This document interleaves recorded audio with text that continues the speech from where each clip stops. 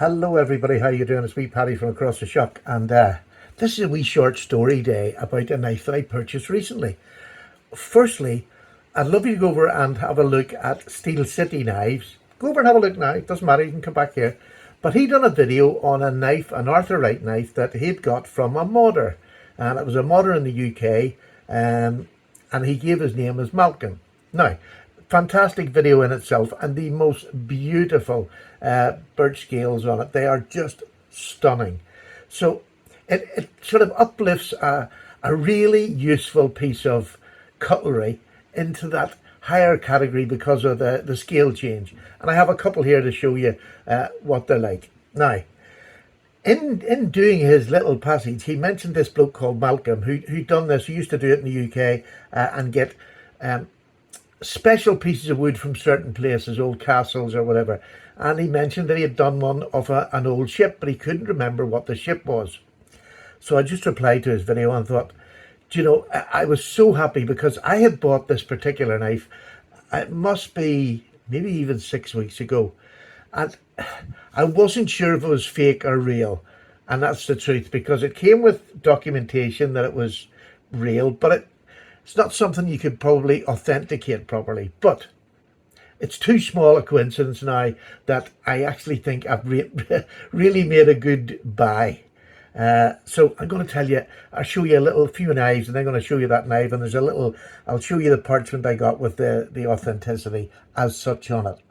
Arthur Wright knives, everybody knows, one of my favourites, well, it is my favourite UK brand. This is their typical rosewood, just a basic pattern, which looks fantastic in itself.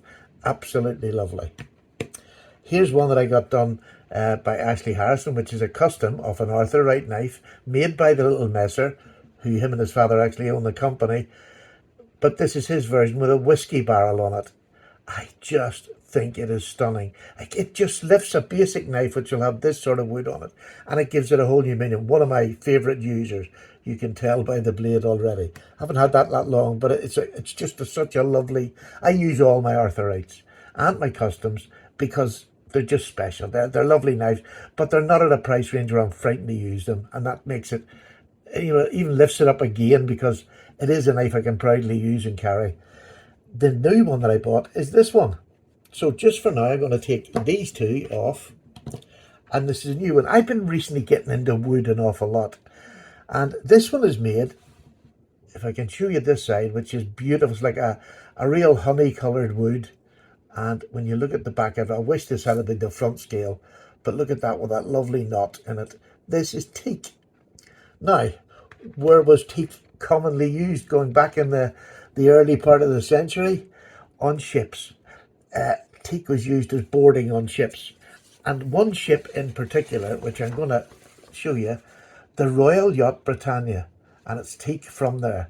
Now, I seen this, and it's done a bit of false parchment, but it looks good. It really did look good, and I thought, do you know, I'll take a chance. I'd heard of it somewhere in my past, but I couldn't put a name to it or anything.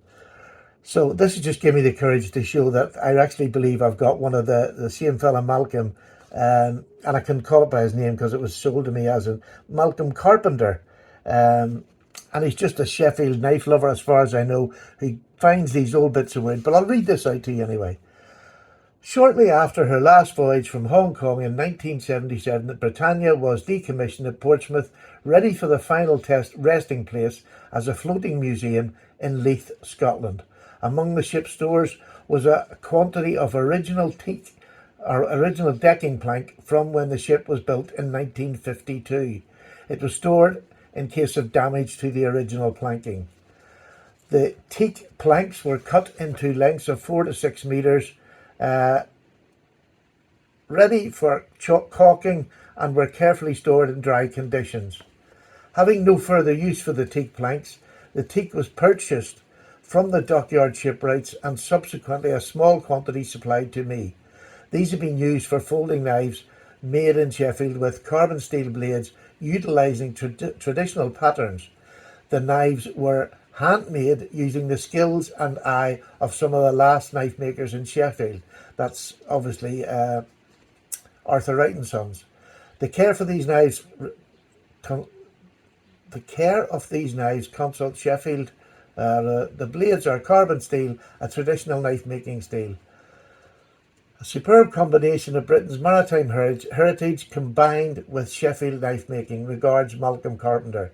And there's his signature. So I believe this could very well be, or is the Malcolm that was used in Steel City Knives video of his knife that he got today. And honestly, really go over and see it. It is a gorgeous knife. Very, very jealous. But so yes, I managed to snag one of these, but it was one of those buys where, look, I'm going to buy it and let's do a wee bit of research and see if I can find out anything. I hadn't got round to doing any research, but this has just made my day, because this, the fact that it came off HMS Britannia, the Queen, the ship that the Queen and all of her royal family absolutely adored. And I have been on it. Sadly for me, I was a drunken sailor and I was carried off it very drunk from the back gangway, because nobody got off the front gangway drunk. So I was straight off into a taxi and away from the ship. Not a very great claim to fame, but a claim to fame no less, that I got very drunk on the Queen's ship. But there we go. And this, I think, is the most beautiful piece of teak. And Malcolm, whoever you are, you're a very talented man. This is done beautifully. Pinned and fitted with great care and attention. I just think it is stunning. And made from one of the very basic knives. Now, it's a real spear point. If you look at this, again, another spear point. They are different. I think this is maybe even more of a drop point than a spear point. This, what I would call a spear, and maybe just a drop point, but it's just the wood and where it comes from and what it means to me. I mean, if you were never in the Navy and you never went on the ship, I've been on it a couple of times, but that one time drunk was absolutely terrible. I did get a tour off it and around the engine rooms, and I seen the Golden Rivet. If you've been on, you'll know. So it was just a great experience to be on the Queen's ship, and you know, actually went where she lived, and amazing ship, and an amazing crew who stayed on it. Some of them their whole service life stayed on the ship, which is just something that's not done in the Royal Navy that often. So I'm sitting here and I'm excited, just bouncing that I've got something that I can keep in mind. I have this and the man's name. So I mean, it really is how to make your Sunday is watching YouTube videos, and you can find out that something you bought, not sure if it was what it was meant to be, but then you get a lovely surprise that I think it actually is. And this will be in my collection forever. This is not for sale ever. I just love the fact that I've got one. And there you go, a nice little bright Sunday. It just came from the blue. I literally walked in from a front room after watching his video, grabbed this, shoved it on the table. That's the way videos should be. and I'm over the moon. So Steel City Knives, thank you so much for making your video. Again, just go over and see him. I'll put his name down below, Steel City Knives. Go to his channel and check out his latest video.